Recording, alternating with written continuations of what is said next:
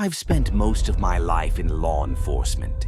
As a police officer in Montana, the job is nothing short of demanding. It's hard to explain how difficult it is to put on that uniform every day, especially when people see us as the enemy. The names people call us can sting, words like pig, bastard, and far worse. It seemed like in 2020, the whole world turned its back on us. There were protests, riots, and angry mobs marching through the streets, holding signs that said things like, ACAB, all cops are bastards. It was a tough time. I didn't let it get to me, though.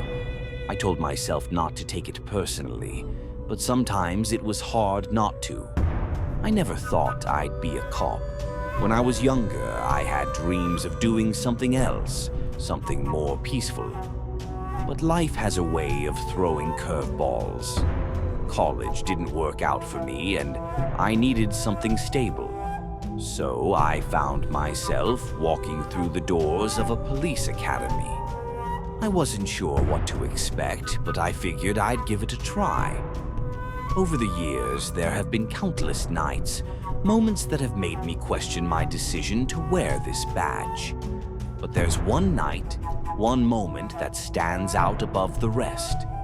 It was April 2014, an evening as cold as any Montana night could be. The sky was dark, the air still, and the roads were empty, as if the town itself had decided to go to sleep early. I was driving down a quiet road on the outskirts of town, a place where the streetlights were few and far between. That kind of silence that makes you uneasy, the kind that has you checking your rearview mirror more often than you probably should.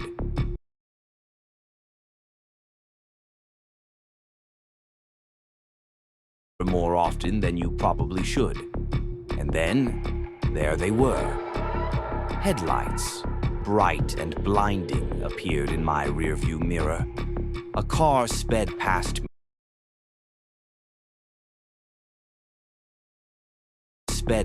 me, swerving wildly. I could see the car weaving from side to side, nearly hitting the front of my cruiser. My heart slammed into my chest. Instinct kicked in, and I immediately flipped on my lights and sirens. The car swerved once more before pulling over, its tires screeching as it slid to the side of the road. I threw the car in park and approached with caution, my hand hovering near my sidearm. There were 4 people in the car, a red sedan, its paint chipped and peeling.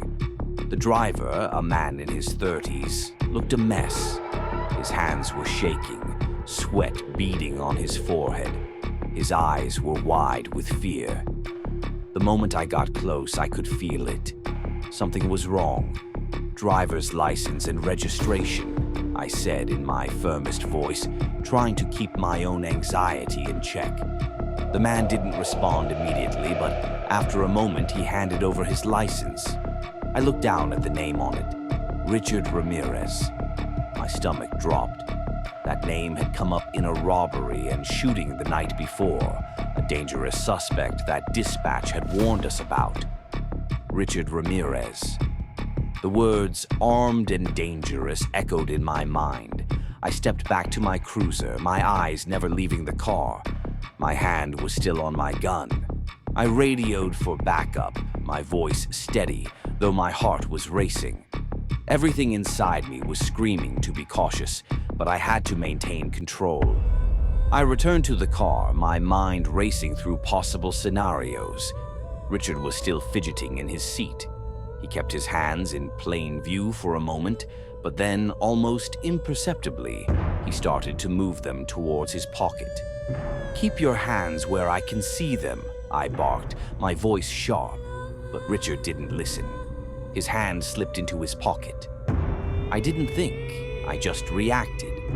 My training kicked in, and in a split second, I saw what I thought was a gun. I fired. The sound of the gunshot echoed through the empty night, breaking the silence like a clap of thunder. Richard slumped forward, but he didn't collapse. He groaned, still alive, still breathing. The passengers in the car sat frozen, their hands in the air, eyes wide in fear. "Everyone out! Hands on the ground!" I commanded, my voice shaking but firm. The back seat passengers scrambled out, their hands up, their faces pale. The fourth person, the passenger in the front seat, hesitated. But eventually they complied, sliding out of the car. I cuffed the three of them and secured them in my cruiser. I kept my eyes on Richard, my mind reeling from the decision I'd just made. Backup arrived, their lights flashing in the distance. I approached Richard's car cautiously, my gun still drawn. I opened the door and checked for a pulse. It was faint, barely there. I reached into his pocket, praying I wouldn't find what I feared. But instead of a weapon, I pulled out a small plastic bag of meth. My chest tightened. The weight of what I had done hit me all at once. I had shot a man. Over drugs. Richard was pronounced dead on the scene. I stood by my cruiser, the flashing lights of backup painting the scene in red and blue. I couldn't shake the feeling that I had just made a mistake I would never be able to fix. A few weeks later, the lawsuit came. Richard's family filed against me, claiming I had used excessive force, that he wasn't a threat.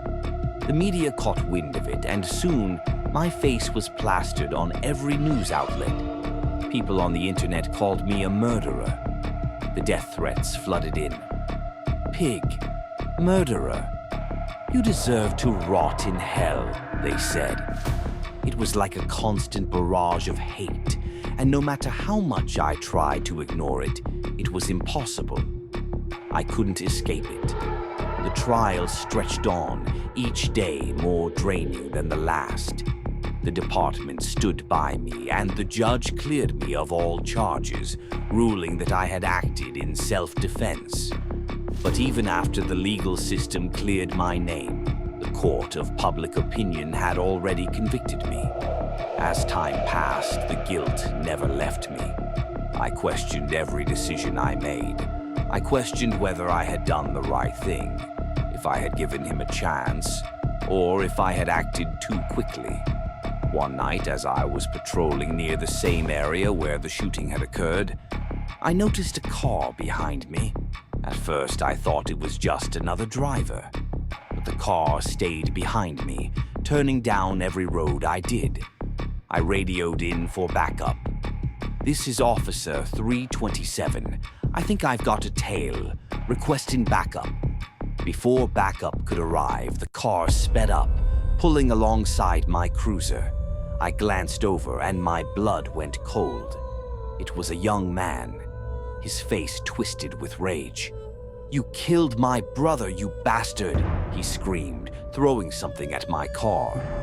The object hit the windshield with a sickening thunk, and my heart jumped into my throat. Before I could react, he swerved his car toward mine, trying to run me off the road. My hands gripped the steering wheel and my adrenaline kicked in.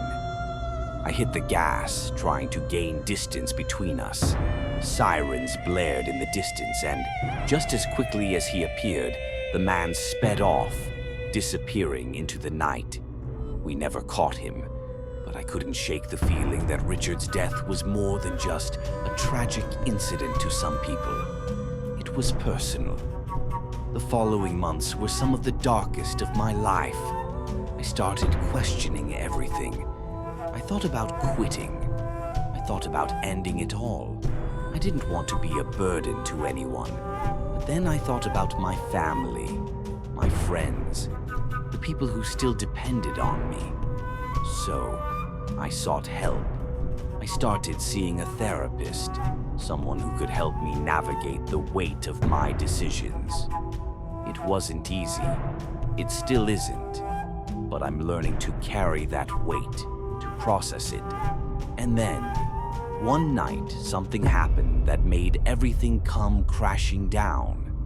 I was sitting at home trying to find some peace when I got a call about a strange man. He had been spotted hanging around the area where Richard died. It was just one more reminder of the burden I would always carry, the man I had killed, the family that would never forgive me, and the life I could never reclaim.